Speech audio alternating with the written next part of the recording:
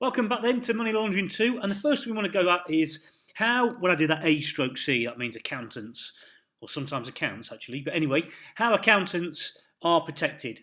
Okay, so in terms of money laundering, it looks like it's quite a dangerous thing, isn't it? There's lots of money laundering offences that we could fall into.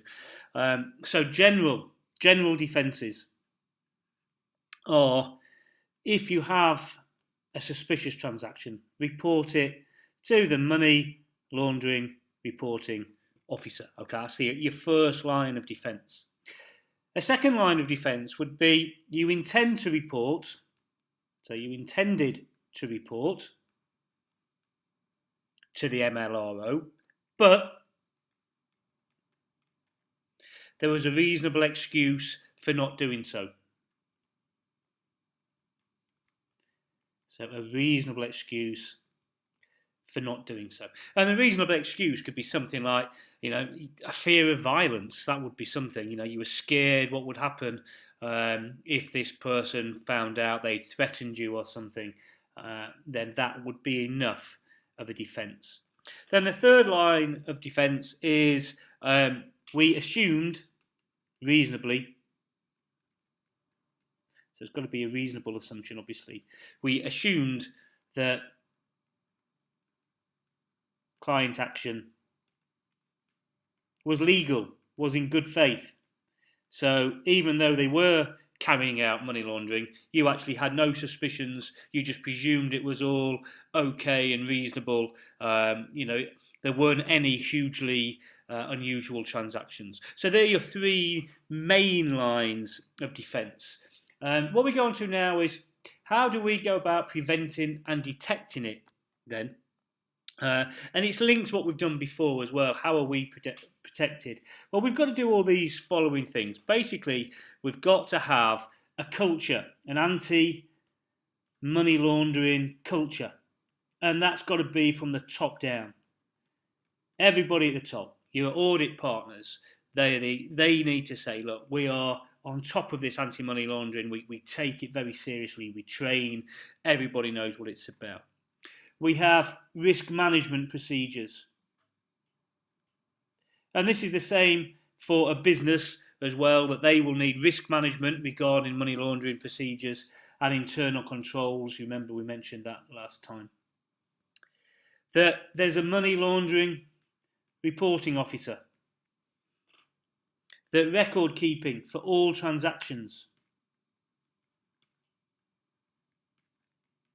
All transactions. So all these are good things that you want to be suggesting in the exam. Keep systems for initial verification. So back to this customer due diligence.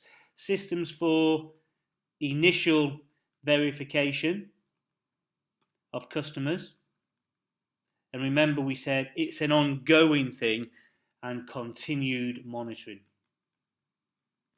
Customer due diligence at the start and continuing. Have suspicious reporting. So suspicious or suspicions reporting systems, reporting procedures, I guess. Have those in place so people know where to go. Obviously to the money laundering reporting officer. And linked to that, educate and train your staff. Okay, in the main requirements of the legislation. If you don't, they could find themselves tipping off or whatever it might be. So that brings us then to the importance of customer due diligence, which I think I've reiterated enough. So what we've got to have then is identification procedures, as we said. We've got to know the client. How do I know my client then? Well, there's a few things. Think of their business patterns. Because if something doesn't fit the business pattern, then you go, that's a suspicion. Okay, so like for my business, I obviously run academies, and the exams are every 6 months, and so therefore my income is every 6 months. If I suddenly got income of 30,000 in halfway through, that would be very, very strange. Even if it was 30,000 split up into bits of 100, that would be very, very strange. They were saying, why are you receiving that now? Okay, so get to know your client, know their business patterns, know their business model.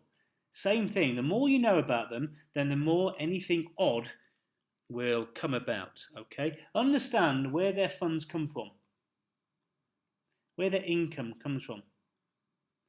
If you can understand that, then you'll be highlighted if you find some income coming from a place where you didn't expect. Okay.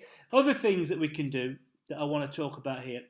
We're going to do this bit, by the way, the anti-money laundering program and reporting in the next session.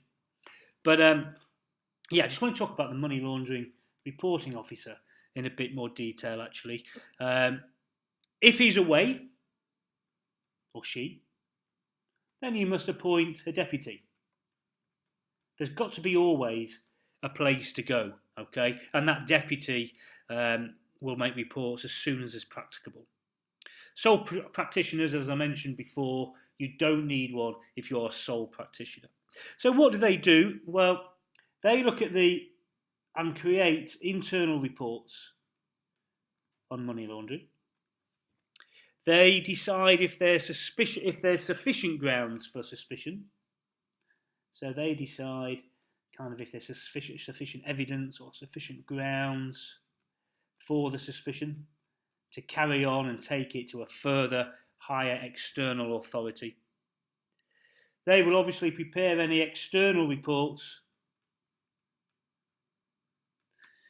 as well in order to present to the appropriate authority. They will liaise with the external authorities. They will be the key contact. They will advise the engagement team on what to do next, how to approach it. They will decide the training. So link there, that'll be the money laundering reporting. They will help train on money laundering matters because they will be the experts, and they will be designing the anti-money laundering program. And that's a nice way to end, because that's what we're going to be having a look at next, alongside what reports do we actually have to produce.